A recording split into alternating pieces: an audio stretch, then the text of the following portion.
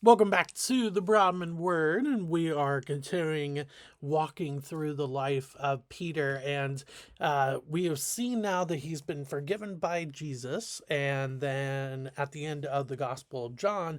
And now we're going to make our way into not just the book of Acts, but really to see Peter's leadership on display as the New Testament church begins and starts to expand. So that is where we are going with today. We're going to actually see Peter step up and start the process to replace Judas Iscariot in Acts chapter 1. So turn with me, Acts chapter 1. We're going to be looking verses 12 through 26 today. And then on Thursday, we are going to be taking a look at when the Holy Spirit comes upon the disciples in Acts chapter 2. But today we are going to just take a look at a moment of leadership from Peter, and which I think is a great time for us to ask, what does it mean to be a Christian leader? And I'll explain why I call it that in just a second. But Acts chapter 1, verse 12. Then they returned to Jerusalem from the mount called Olivet, which is near Jerusalem, a Sabbath day's journey away. And when they had entered, they went up to the upper room where they were staying, Peter and John and James and Andrew, Philip and Thomas, Bartholomew and Matthew, James the son of Alphaeus, and Simon the Zealot, and Judas the son of James. All these, with one accord, were devoting themselves to prayer, together with women and Mary, the mother of Jesus, and his brothers. All right, this is really, really interesting to just kind of unpack as we start this section here.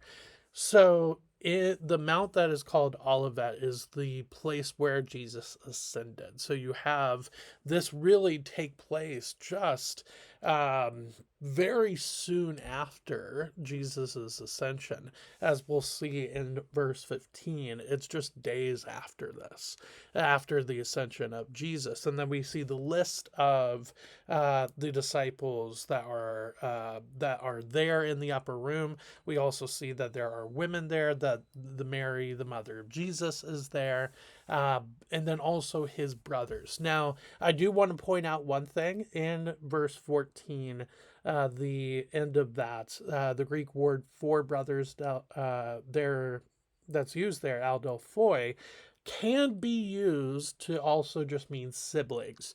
So whether it's talking about brothers meaning just brothers, or brothers meaning siblings and brothers and sisters, is just showing that Jesus had siblings, which just makes me go, what could that have been like, trying to be a sibling of Jesus, and being a younger sibling of Jesus, of course, as well.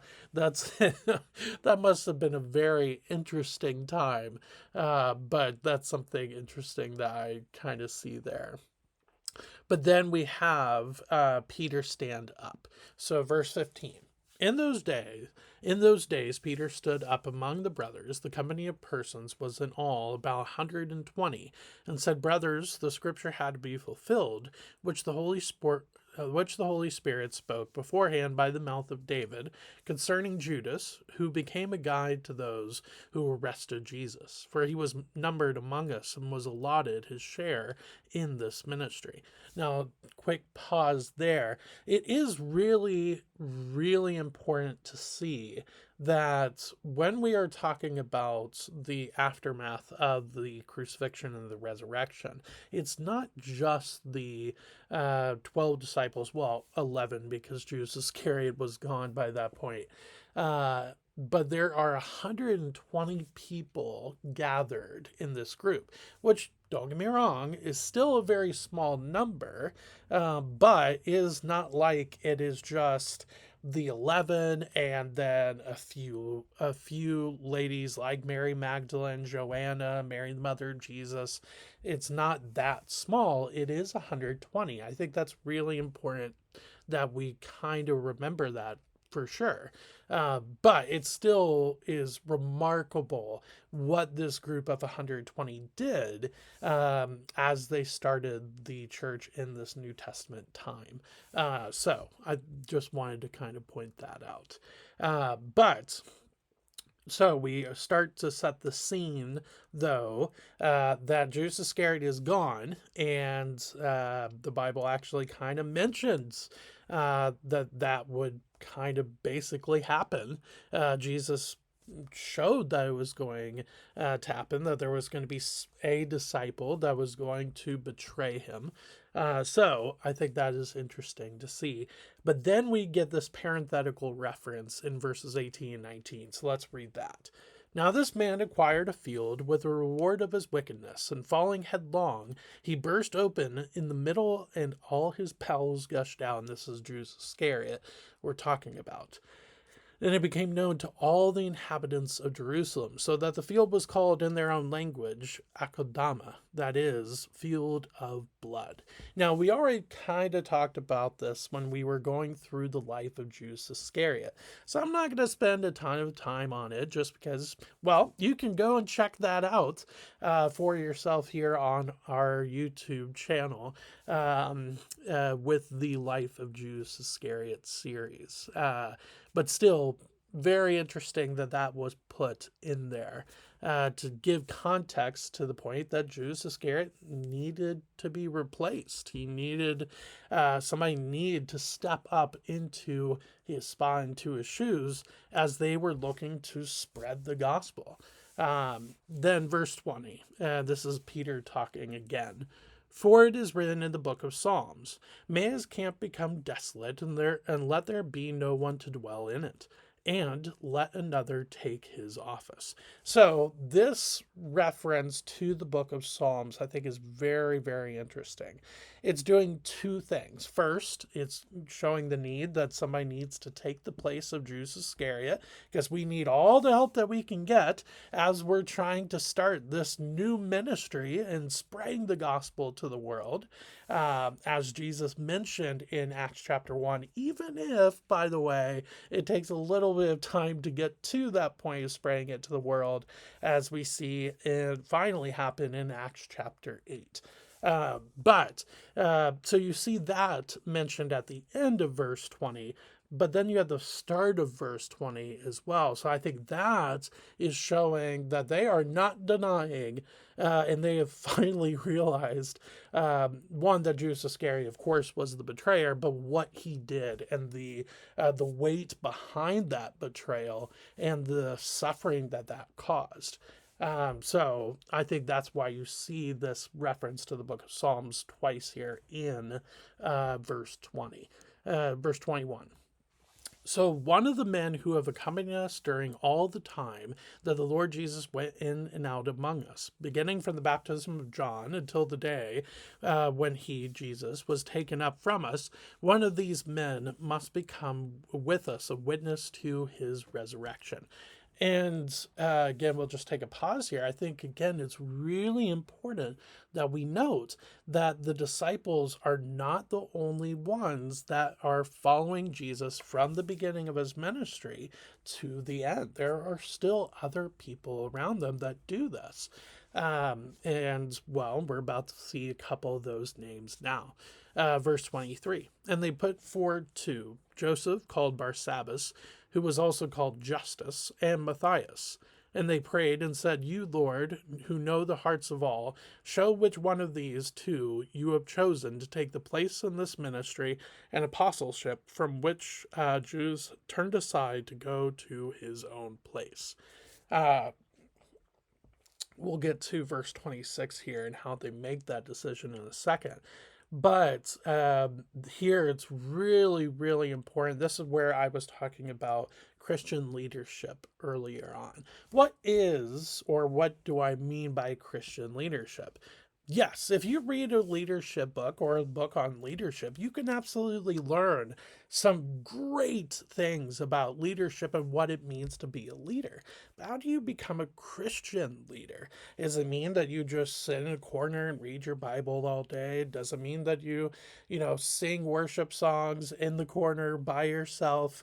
Does it mean that you just pray and don't do anything? No, you can combine things like you would learn in a leadership book, delegation, time management, really just encouraging and supporting the people that are following you. Those are all good things that we can learn as leaders. But what makes it Christian and what makes you a Christian leader is the motivation that you have behind that leadership. And here, verse 24 really, and 25, but verses 24 and 25 really show that off. Um, a great sign of a Christian leader is somebody who says, Lord, you know everything. You are the one who is going to show us what to do. You have already set forward all these different things in motion. So, Lord, we are asking for clarity in where to go next. It doesn't mean that we as leaders then don't do anything and we say, okay, Lord, you've got it all taken care of, so we'll just let you do it all. No, we are asking for clarification. We're asking for guidance. But then we still have to do the work. It's not like God has called us to just be puppets on the sideline. No, he wants us to be these on fire witnesses for the gospel. And I think that is beautifully, beautifully put. By the way, in verse 22, one of these men must become with us a witness to his resurrection. So I think that's really, really cool to see in verses 24 and 25 about how Christian leadership is different from just regular leadership. Don't get me wrong, it's hard, and it's hard to depend on the Lord, especially when we don't know where to go next. But it is important that we do so. And by the way, you can get that clarification on what to do next through things like worship, fellowship, through God's word and prayer. But you absolutely have to put in some sort of effort while also making it clear that God is the one who is setting forth everything and he is the one who is in charge. And I think that's important to see. Now, verse 26, and they cast lots for them, and the lot fell on Matthias, and he was numbered with the 11 apostles. All right, really, really quickly. Some have had an issue with this verse because casting lots almost seems like you are just leaving it up to fate. On the surface, I would probably say that's probably a good observation because as we saw with the crucifixion, the Roman soldiers cast lots in order to determine who would take what from Jesus at his crucifixion site. But here, though, again, it's all about what's behind the scenes. You've already said in verses 24 and 25 that the Lord has already chosen and that he is in control. So the casting of lots most likely meant that there was, if you're going with 120 that was talked about earlier in verse 15, there could have very much been some sort of like 60-60 split, where 60 wanted Matthias and 60 wanted Joseph. That is very, very possible. So if that was the case, there wasn't somebody to break a tie, and so they cast lots, or it was so close that they just decided to cast lots, knowing that the Lord is the one who has already made the choice, knowing that they were going to cast lots. So it's not leaving it up to fate, it is leaving it up to the Lord. And so I think that is very, very interesting to see. But it also doesn't show that you and I today are supposed to cast lots whenever we have a difficult circumstances in life that we're trying to pick from option A or option B. It doesn't say, and then you therefore are supposed to cast lots in that moment. It doesn't say that anywhere. So I think that observation is I think, stretching it a little bit too far, saying, well, it's done here, so we should do that today. Now, this was a very unique and a very specific example of this happening, but again, it is showing that the Lord is in charge of the very, very small details as this New Testament church is just at its infancy points. And so I think that's really, really cool to see. So, with that being said, thank you for spending a little bit of time with me today as we see a little bit of Peter's leadership on display. But on Thursday, again, we are going to see the moment where the Holy Spirit comes upon the disciples, which then gives them the courage to go out of the upper room and to start to spread the gospel amongst their neighbors in Jerusalem. So I will see you then. Thanks.